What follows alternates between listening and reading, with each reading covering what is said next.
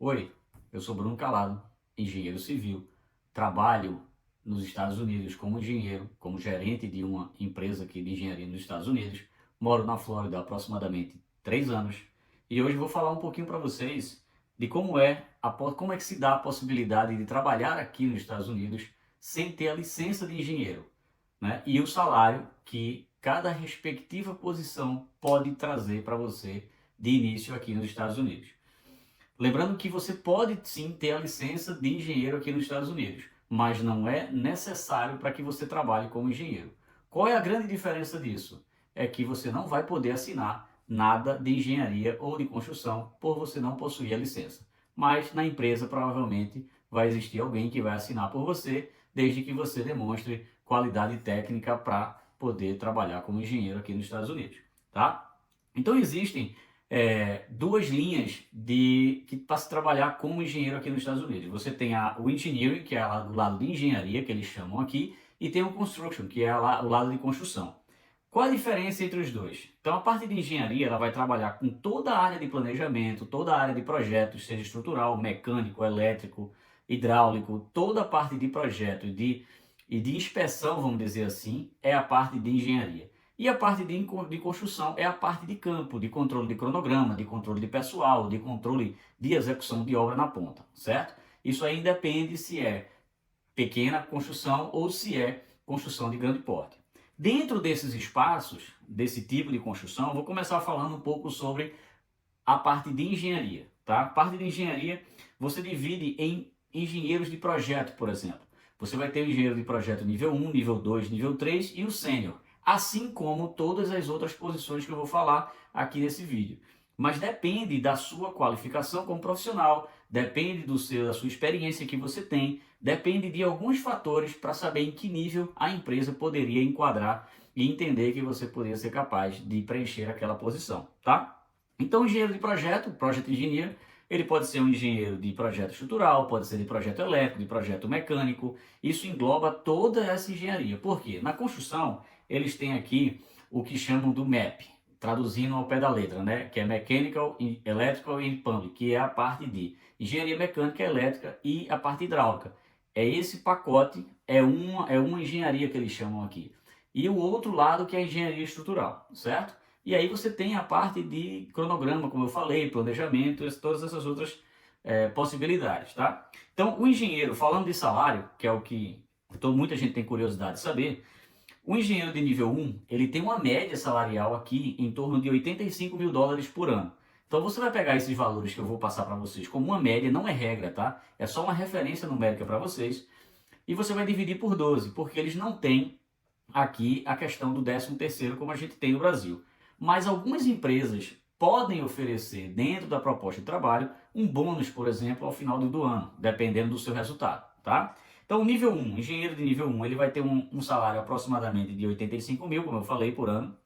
O engenheiro nível 2, ele tem um salário aproximadamente de 100 mil dólares por ano, tá? E o engenheiro nível 3 de 120 mil dólares por ano. Isso é uma média salarial que pode ter como referência aqui nos Estados Unidos. E se você se considera um engenheiro sênior que tem muita experiência, e se a empresa entender que você pode ser enquadrado como esse sênior, a média salarial ela vai girar em torno de 130 mil dólares por ano, certo? Então é mais ou menos esse cenário que você tem para a área de engenharia. Na área de construção, que é o construction, você tem aqui algumas posições que são mais comuns, tá? Claro, como eu falei, podem ter nível 1, 2, 3 e o sênior também para cada posição dessa. O que eu vou passar aqui é a faixa salarial em média, tá? Então, você tem a posição de superintendente. Superintendente é aquela pessoa como se fosse um mestre de obra no Brasil, vamos dizer assim. Para quem está começando aqui, não tem que escolher muito. Se essa for a oportunidade, eu aconselho a você pegar a oportunidade e não deixar a oportunidade para passar. Porque se você tem qualidade, se você tem competência, eles vão reconhecer isso rapidamente e rapidamente você cresce de posição. Então, trabalhar como ser engenheiro e trabalhar como superintendente de obra aqui, isso não é rebaixar a profissão, tá? Não vejam por esse lado. Então, esse superintendente ele vai ter uma faixa salarial ali em torno de 100 a 110 mil dólares por ano, uma média, tá?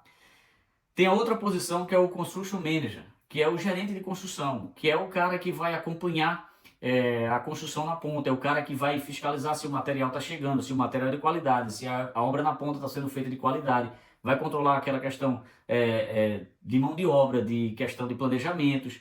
Quem lida diretamente com o operário geralmente é o superintendente. O construction manager é mais aquele cara de planejamento, de vai pedir o material, solicitar da obra, essas coisas assim. Então eles partem muito as responsabilidades de cada um.